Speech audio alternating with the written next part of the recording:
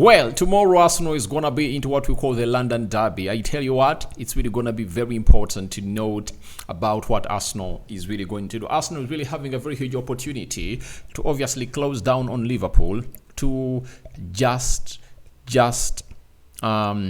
is it 5 points, if at all I'm not mistaken, because they went ahead to obviously draw with Aston Villa, and instead of stretching their lead to close to 8 points, they went ahead to obviously see themselves draw with the side of they went ahead to draw with the side of Everton 2-2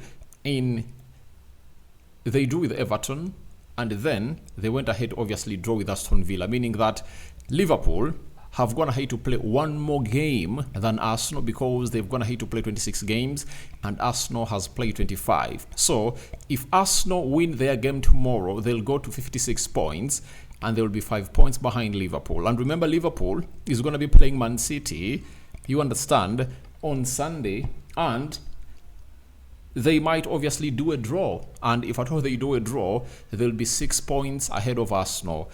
If they lose, they will be 5 points ahead of Arsenal. And if at all Arsenal win their game in hand, remember they'll be playing Nottingham Forest, another hard game for them. Arsenal will find themselves in a position of really being like 2 points behind Liverpool. So that game that Arsenal is going to be playing tomorrow is very much important. One, if they win against West Ham, they are going to obviously exert more pressure onto Liverpool. And you know what happens when you're going in a game of the magnitude of a team like Man City, when Liverpool, you are really having a lot of pressure, and Arsenal winning its games. That will really lead to really exposing the side of Liverpool. So guys, smash the like button, comment and share. For totally watching us for the very first time, endeavor to subscribe to this channel so as not to miss out on stories that we do upload in here on a daily.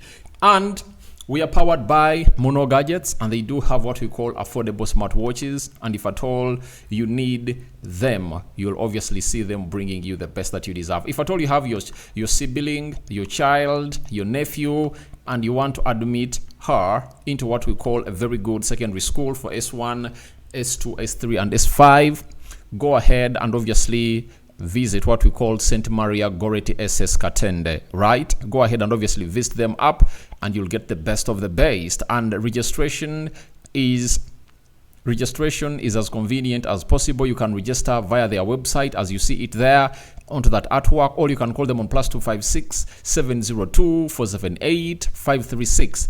Another number is +256 702 564 109, and that is their number they are really using to see to it that you can contact them. There are even other numbers as you see them there. You can call them and say what the world is obviously gonna be saying about Katende, you know, on Masaka Road. That's where they are, and St. Maria Goretti is the answer to all your questions. They've also gone ahead to say to it that they've adapted the new syllabus that the government of Uganda has gone ahead to say to it that it really introduces in this year, or this year of 2025, you know, and your students, all your children will really enjoy. So please contact them and you'll thank me later.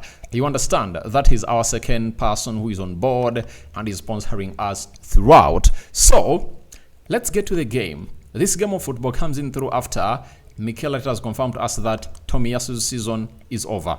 He underwent a surgery, and obviously he's obviously over. Saka, hear me out.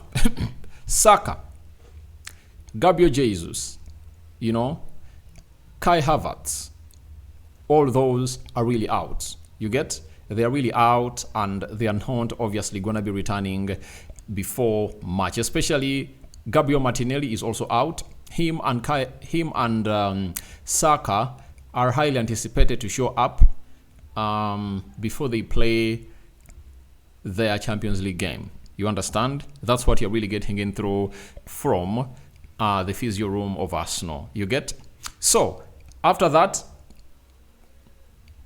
we will see the following players out. West Ham came into this derby with Mikel Antonio having a leg injury. Somerville is having a hamstring.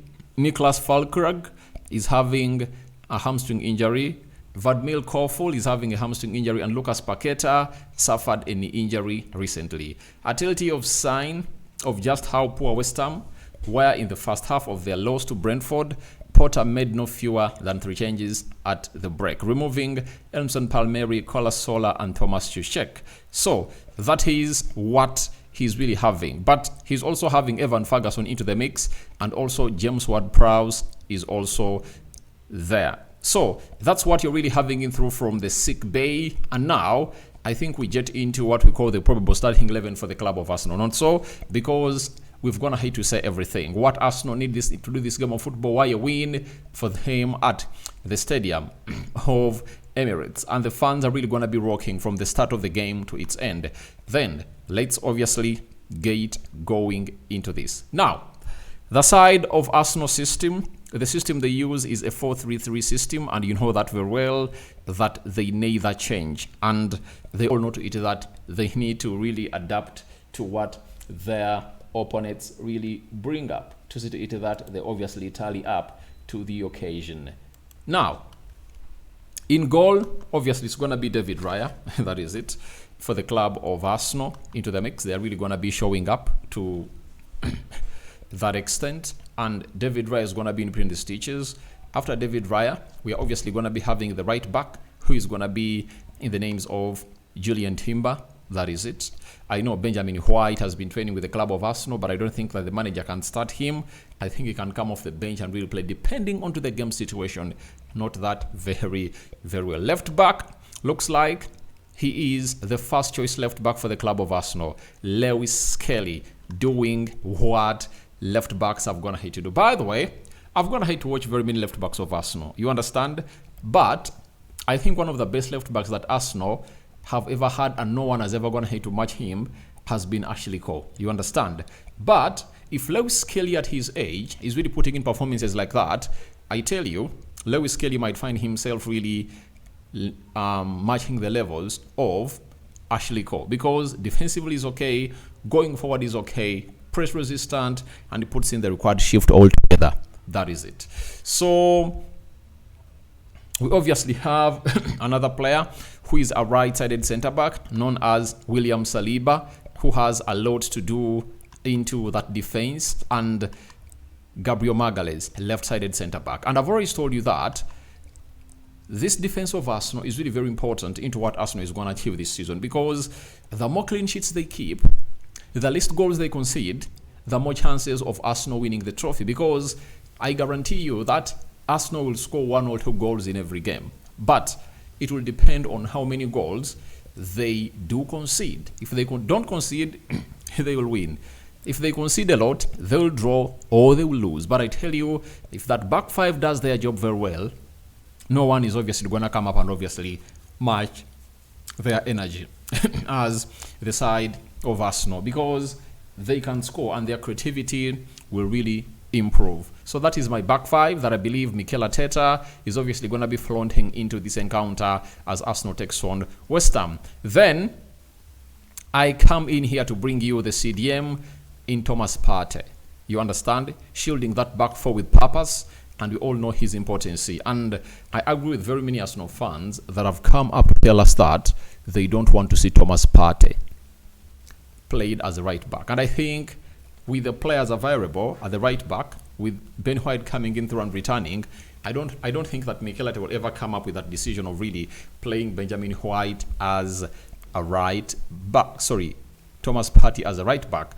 Then alongside him is going to be Declan Rice, Mr.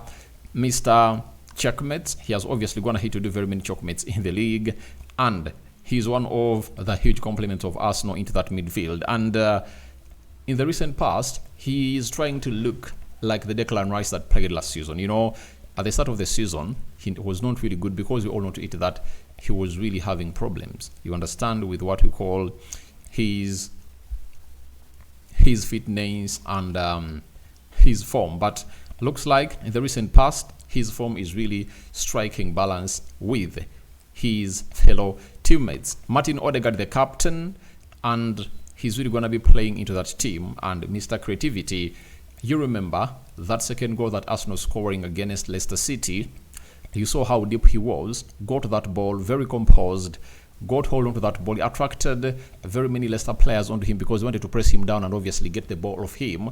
And he ended up passing that ball through to a player called Carafiori in the middle of the park. And Carafiori went ahead to obviously carry that ball, made a very good progressive run with the ball, and released Leandro Trossard. And Trossard went ahead to go in for a back post cross, hence meeting the man himself who goes by the names of Mikel Merino, and hence a tap-in into the back of the net to make it 2-0 for the club of Arsenal. That is it. So, Odegaard is also going to be very integral into what Arsenal is going to be doing tomorrow at the Emirates. Right forward, no doubt, Nwaneri. He's the new kid on the block. And when you look at that game, he was really one of the best players on the pitch. For me, I gave Merino the man of the match because he scored a brace. And all what Arsenal needed were goals. But Nwaneri with an assist in the first half, you saw to it that he was really having shots at goal. Another shot of his was denied by the crossbar corner. So he's really that bright spark that you'll obviously need. And in this game against West Ham, I know Nwaneri is really going to be very important into what Arsenal is going to be putting into this game to obviously get the win they deserve. Now, I've always gone ahead to be repetitive, I reiterate this a lot because I want you to really watch that game of West Ham and see what Nwaneri does. Nwaneri is not this kind of player that will do that Bukayo Saka touchline hinge. No way. He is a player who will obviously be on the touchline. He'll cut in the midfield. He'll go into the half spaces, run to the byline. He makes that person who marks him very busy. And that is one of the things that this guy is really good at. You understand? So, as things stand, I tell you, Nwaneri is one of those that you have to see to it that you have a very huge look at. And Emerson Palmieri is going to be having a hard day at the Emirates. Left forward, people have gone ahead to see to it that they slate him a lot. But if I'm Mikel Arteta, I give him his last chance to start the game of Arsenal to prove himself. When he started against Leicester City, he really looked bad. And I was like, what does Sterling really need to know to it that this is the chance he had because most of the forwards are sick and the manager's going to have to trust him. You understand? So in this game against West Ham, I anticipated that the manager's going to have to brief him very well about what he wants him to do. And by the way, if he does performs badly into this game of football when he's wanted to start him, I won't really look at him. I won't really blame the manager for not starting him because chances are going to have to be given to him, And when he's playing on the right, he looks good. Yet we all know to it that his best position has always gone ahead to be on the left attacking side of the midfield. So we are waiting to see whether Mikel Arteta will go in for Raheem Sterling that side or Leandro Trossard. But leading the line, I get in Leandro Trossard. I know very many people have been carried away with Mikel Merino's coming off the bench and really scoring a brace. And they are like, the manager has to reward him. But I don't think that they should obviously get overjoyed, because of his performance in just one single game.